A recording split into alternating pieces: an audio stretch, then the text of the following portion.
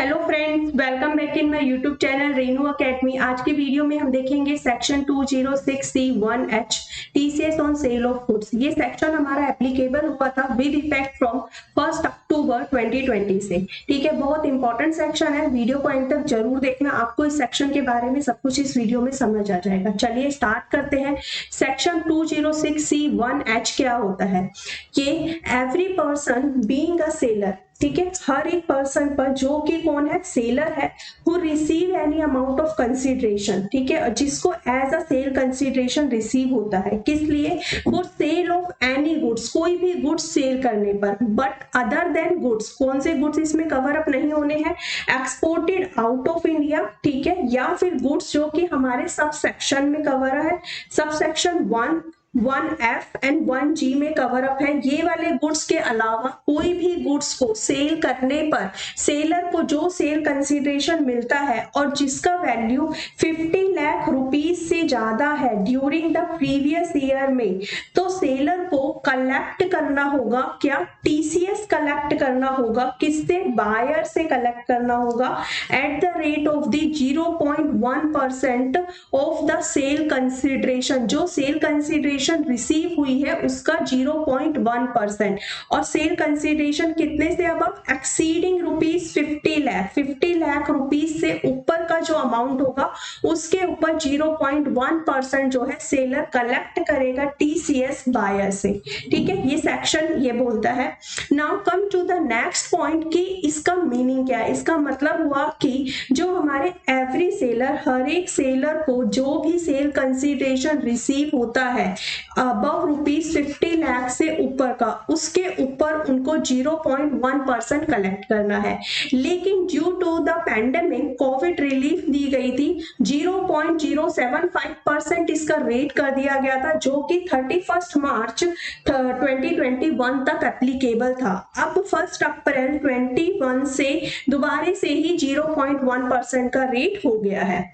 Now इसकी applicability के लिए हमें ये ध्यान में रखना है कि ये जो एप्लीकेबल होगा सेक्शन, ये उन्हीं सभी सेलर पे एप्लीकेबल होगा जिनका टर्नओवर जो है प्रीसीडिंग फाइनेंशियल ईयर में 10 करोड़ से ज्यादा है। सबसे पहले हमें ये चेक करना है कि प्रीसीडिंग फाइनेंशियल ईयर में अगर हमारा जो टर्नओवर है वो 10 करोड़ से ज्यादा है तो उस केस में ये सेक्शन एप्लीकेबल हो जाएगा।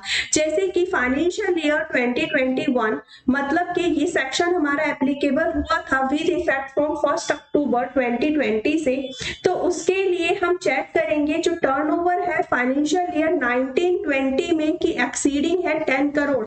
अगर 10 करोड़ से ज्यादा है तो ही ये सेक्शन सेलर पर एप्लीकेबल होगा, अदरवाइज एप्लीकेबल नहीं होगा। Buyer means a person who purchase any goods, वो पर्सन जो कि परचेज करता है कोई भी गुड्स। ठीक है, इसमें सारे गुड्स आते हैं, लेकिन इसमें कौन कवर अप नहीं होगा, central government, state government, embassy, high commission, ligation, commission consult and the trade representation of the foreign state, और लोकल अथॉरिटी जो कि सेक्शन 10 में कवर अप है। एंड दूसरा जो हमारे person importing the goods into India, goods जो है वो इंपोर्ट कर रहे हैं इंडिया में, वो भी इसमें कवर अप नहीं होंगे। और एनी अदर पर्सन जो भी सेंट्रल गवर्नमेंट जो है उनको नोटिफाइड कर देती है इन द ऑफिशियल गजेटी में, तो वो हमारे बायर में कवर अप नहीं होंगे। ठीक है, ये सारे जो है ये इनके अलावा जो सारे पर्सन हमारे बायर में कवर अप होते हैं।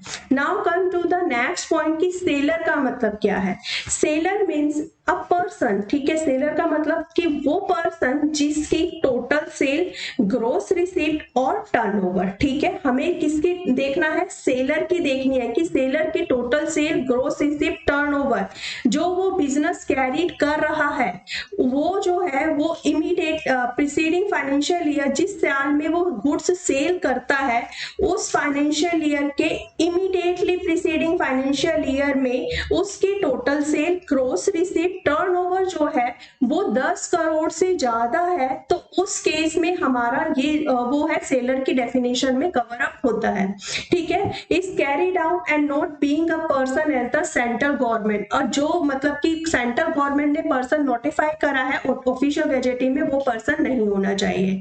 ठीक है, मतलब सेलर की डेफिनेशन में हमारे वो आएंगे जो पर्सन जिनकी जो गुड्स सेल कर रहे हैं और उनकी जिस फाइनेंशियल ईयर में वो सेल कर रहे हैं उसके इमीडिएटली प्रीसीडिंग फाइनेंशियल ईयर में उनकी टोटल सेल या फिर ग्रॉस रिसीप्ट या फिर टर्नओवर जो वो बिजनेस कैरीड आउट कर रहे हैं उससे अगर 10 करोड़ से ज्यादा है तो वो सेलर की डेफिनेशन में कवर अप हो जाते हैं। जैसे कि इसमें साफ साफ क्लियर ये बोला है कि ओनली दोज पीपल, केवल सिर्फ वो ही पीपल कवर अप है सेलर में जिनकी टर्नओवर जो है वो प्रीसीडिंग फाइनेंशियल ईयर में 10 करोड़ से ज्यादा है। जैसे कि फाइनेंशियल ईयर हमारा अगर 2021 है तो उसके लिए 1920 में जो है वो टर्नओवर हमारी कितने से ज्यादा होनी चाहिए, 10 करोड़ से ज्यादा होनी चाहिए।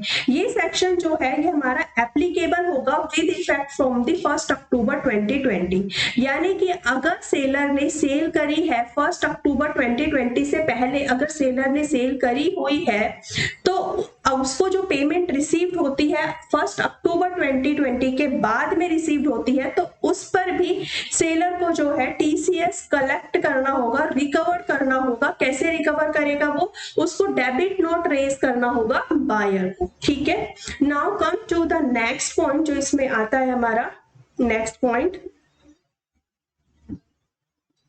TCS would be collected from the buyer to whom sale exceeding 50 lakh। TCS सिर्फ उन्हीं बायर से हमें कलेक्ट करना है जिनकी जो सेल है वो 50 लाख से ज्यादा होनी चाहिए ईयर में। ठीक है, यानी कि इसके अंदर सेल ऑफ सर्विसेज और एक्सपोर्ट सेल्स हमारी इंक्लूड नहीं होती है।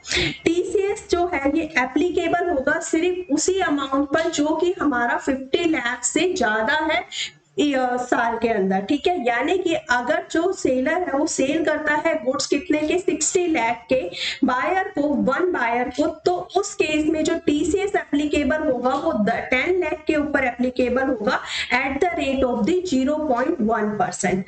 अगर पैन और आधार कार्ड नंबर अवेलेबल नहीं है तो उस केस में जो टीसीएस का रेट है वो 1% हो जाएगा। ठीक है, 31 मार्च तक का लिए ये रिलीफ दी गई थी, इसका रेट जो रिड्यूस करके 0.075% कर दिया गया था। ठीक है, अब 1 अप्रैल 2021 से 0.1% ही हो गया है। पैन कार्ड और आधार कार्ड नंबर नहीं है तो 1% होगा। अब जो टीसीएस का ये जो सेक्शन है ये हमारा एप्लीकेबल नहीं होगा अगर जो हमारा न्यू सेक्शन आया है टीडीएस का section 194Q, that is section TDS on purchase of goods. इस सेक्शन के ऊपर मैंने बहुत सारे वीडियो बनाई हुई है, 5 से 6 वीडियो डिटेल में पूरा डिस्क्राइब किया हुआ है। आपको उसका लिंक मैंने नीचे डिस्क्रिप्शन बॉक्स में अटैच कर दिया है, वहां से जाके आप सारी वीडियो देख सकते हैं। उसमें सारे एग्जाम्पल एंड प्रैक्टिकल सिचुएशन पूरा कवर अप किया हुआ है। एंड अगर इसमें ये बोला गया है इस वाली लाइन में कि अगर जो टीडीएस का ये जो न्यू सेक्शन आया 194Q ये ओवररूल कर देता है इस वाले टीसीएस के सेक्शन को 206C1H। मतलब कि पहले हम ये देखेंगे कि 194Q एप्लीकेबल होता है या नहीं होता। अगर 194Q एप्लीकेबल होगा तो बायर ही टीडीएस डिडक्ट करेगा। ठीक है, तो फिर सेलर को टीसीएस कलेक्ट करने की जरूरत नहीं है। ठीक है, तो फिर हमारा ये टीसीएस का सेक्शन एप्लीकेबल नहीं होगा। डिटेल में देखने के लिए आप जो नीचे की मेरी डिस्क्रिप्शन में लिंक है और आई बटन में, वहां से जाके आप सारी वीडियो देख सकते हैं, पूरा कॉन्सेप्ट अच्छे से आपको क्लियर हो जाएगा। अब ये जो हमारा प्रोविजन है ये एप्लीकेबल नहीं होगा एक्सपोर्ट ऑफ गुड्स में और जो कि सेल्स हमने करी है किसको, गवर्नमेंट को। ठीक है, आज के वीडियो में इतना ही है। वी होप सो आपको वीडियो पसंद आई होगी। वीडियो पसंद आई है तो प्लीज वीडियो को लाइक करिए, share and subscribe my YouTube channel for the latest update and notification. मिलते हैं नेक्स्ट वीडियो में। Thank you so much.